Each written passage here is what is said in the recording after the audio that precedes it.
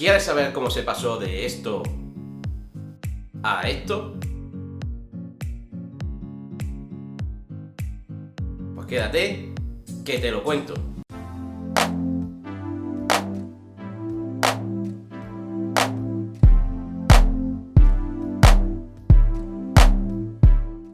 Para empezar con la historia del Ford Fiesta debemos situarnos en la Inglaterra del año 1969. La puerta de Ford a Europa era Inglaterra, ya que allí tenía una de sus principales fábricas. Y desde Inglaterra enviaban sus coches al resto del continente. ¿Qué pasó? Que este año, en 1969, era un año de continuas huelgas. De hecho, la más importante de todas mantuvo la fábrica cerrada un mes completo, en el que no se podría fabricar ni un solo coche. Esta huelga, que fue la mayor de la historia de los trabajadores de Ford, supuso para la marca unas pérdidas de 30 millones de libras. Además, en el año anterior, en esa misma fábrica, se produjo la famosa huelga de las costureras, de la que hasta se han hecho películas. Esta huelga se produce porque faltaba material para producir los coches, y Ford detiene la fábrica durante un tiempo e indemniza a los trabajadores. ¿Qué pasó? Que a las costureras le dieron un finiquito mucho menor que el resto de sus compañeros hombres. Entonces estas decidieron ponerse en huelga y decidir que ya no cosían nada más. Total, que el señor Henry Ford II, nieto del Henry Ford I, fundador de la marca, estaba ya hasta aquí de la fábrica de Inglaterra y decidió mirar a otros destinos. Y así evitar tener que depender excesivamente de esta fábrica. Y ahí aparece España. Ford ya había fabricado coches en nuestras tierras anteriormente, pero debido a la inestabilidad social y política que sufrimos en España durante los años 30, incluyendo una guerra civil, decidieron coger la maleta y largarse de aquí. Ahí ya comprobaron que España tenía mucho potencial para poder distribuir desde aquí sus coches al resto de Europa y a África. Además, los bajos salarios de los trabajadores era algo en lo que se fijaron bastante, y el régimen de Franco le hizo una legislación fiscal, vamos, clavada para ello, era perfecta. Henry Ford venía mucho a España y tenía muy buenos contactos con los ministros de Industria en aquel momento. Ahí hicieron unos papelillos para que se le quedara todo bien cuadrado al tío Henry y que se vinieran para acá lo antes posible. Es más, esta legislación salió en el año 1972 y el primer Ford Fiesta salió en el año 1976. España le puso todo en bandeja para que vinieran aquí a construir su fábrica. En Ford, en ese mismo año, en el año 1972, estaba comenzando a gestarse un nuevo proyecto para ellos, el proyecto Bobcat, que se trataría de un coche del segmento B y con un motor de bajo consumo. Las continuas reuniones de los ministros de Industria con Henry Ford desataron la habladuría de la prensa de la época, y en los periódicos y revistas se empezaba a rumorear con que España era el lugar elegido para crear una nueva fábrica de Ford. Algo que para la gente de la época obviamente era un clamor. En un tiempo en el que tampoco teníamos grandes lujos en España, los habitantes se hacían ilusiones con que su pueblo fuese el elegido para que se construyera allí la nueva fábrica. De hecho, tenemos una imagen para el recuerdo en el que gente de Talavera de la Reina llevaron un camión con 75.000 cartas a la embajada de Estados Unidos en Madrid para que se construyera allí su fábrica. Como quien le pide a los Reyes Magos, faltaban los pajes en esta foto. Ford se fija en unas tierras agrícolas de Valencia que solamente tenía 3.000 habitantes, pero claro, tenía una situación perfecta. Tenía acceso mediante autovía, tenía cerca un puerto desde el que poder lanzar sus coches al resto del mundo, tenía aeropuerto y tenía una estación de ferrocarril. Además contaban con que tenía cerca la siderúrgica de Sagunto, un sitio donde podés comprar la materia prima para desarrollar su vodka. En Almusafes, como diría nuestro abuelo, hijo mío, antes todo esto era campo. La gente vivía de las cosas que recogía de la tierra. La riqueza en aquel momento no abundaba. La gerencia de Ford adquiere estas tierras sin necesidad de expropiarlas. Digo sin necesidad de expropiarlas porque la legislación que se hizo en el año 72 le daba a Ford el derecho de poder expropiar las tierras donde fuera a construir su fábrica. Pero Ford no quiso llegar a eso y quiso pagarle a cada vecino lo que justamente valía su tierra. Los habitantes de Almusafes recibieron la oferta de Ford y, conscientes de lo que aquello suponía para la zona, tras reunirse y en esa misma noche firmaron el acuerdo con Ford. Y así comienza la nueva fábrica de Almusafes. Espera, un momento. Ya todos sabemos que para España y para Almusafes era un trato fenómeno, pero ¿y para Ford? ¿También lo era? Pues tenemos que ponernos en situación, tenemos que irnos hasta el año 1973. Y es que en el año 1973 estalla la guerra del Yom Kippur, en la que Israel se enfrentó contra Siria y Egipto. Y tras 10 días de combate con superioridad israelí, los árabes se reunieron y dijeron que hasta aquí se había acabado ya esto del petróleo barato, que a ellos no le vendían más un barril barato a Estados Unidos ni locos, ni a Estados Unidos ni al resto del mundo. Era una medida de presión para que el resto de Occidente dejara de apoyar a Israel. Pues bien, en unos días el precio del barril del petróleo se multiplicó por 4. Pasó de los $2,5 a los $10. Madre mía, ¿quién pillará eso ahora? Y aquí pagando por un litro de euros. Total, que esta situación desencadenó una grave crisis en la época. Os podéis imaginar, falta de abastecimiento de petróleo y todo lo que conlleva después. Lo estamos viendo ahora mismo. Hace que todo suba de precio. Pero situémonos en Ford.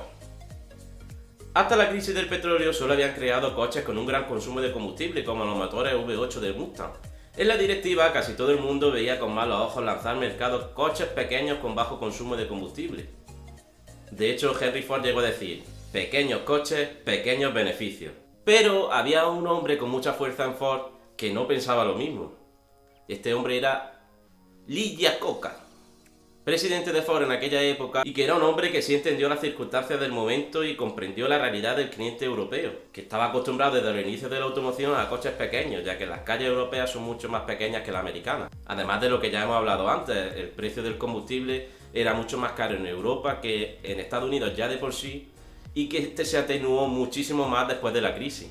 Iacocca, presidente de la compañía desde 1970, convenció a los ejecutivos de que una marca como Ford debía tener coches del segmento B también en el mercado, ya que si ellos no vendían estos coches habría otras marcas que ocuparían su lugar y es dinero que pierden. Iacocca llegó a decir: para nuestra firma, el no ofrecer turismo barato de bajo consumo era como ser dueño de una zapatería y decirle al cliente: lo siento, solo disponemos del número 48 para arriba. Por cierto, a Iacocca lo echaron en el año 1979, así que este sería el primer coche de bajo consumo que diseñaría y el último también, por lo menos dentro de Ford. Lo de hacer coches pequeños y de bajo consumo, que se quede para Ford Europa, porque para Ford América, el americano burro grande ande o no ande. Así que sí, este acuerdo era importantísimo para Ford, y el sitio elegido para crear el primer segmento B fue Almusafe, aunque bien es cierto que el Fiesta se hacía también en Inglaterra y Alemania, pero todos sus motores salían de la fábrica de Valencia. Y fijaos si era importante este acuerdo para Ford, que llegó a ser la mayor inversión de la historia de Ford. Vamos, el propio Henry Ford lo dijo así: esta es la inversión más grande de la historia de Ford. En concreto fueron $1.000 millones los que se destinaron a hacer el nuevo Fiesta, incluyendo la nueva factoría de Almusafe. Si para Ford era importante Almusafe y Almusafe era importante para Ford, ¿qué podía salir mal en esta relación? Así que fruto de este amor y tras discutir varios nombres como el de Pony, Bravo, Estrada, Henry dijo: vamos a ver, quieto, parado, que aquí sabemos de lo que estamos hablando. ¿Qué es de lo que entienden los españoles? A ver, ¿de qué es lo que tenemos fama en el mundo?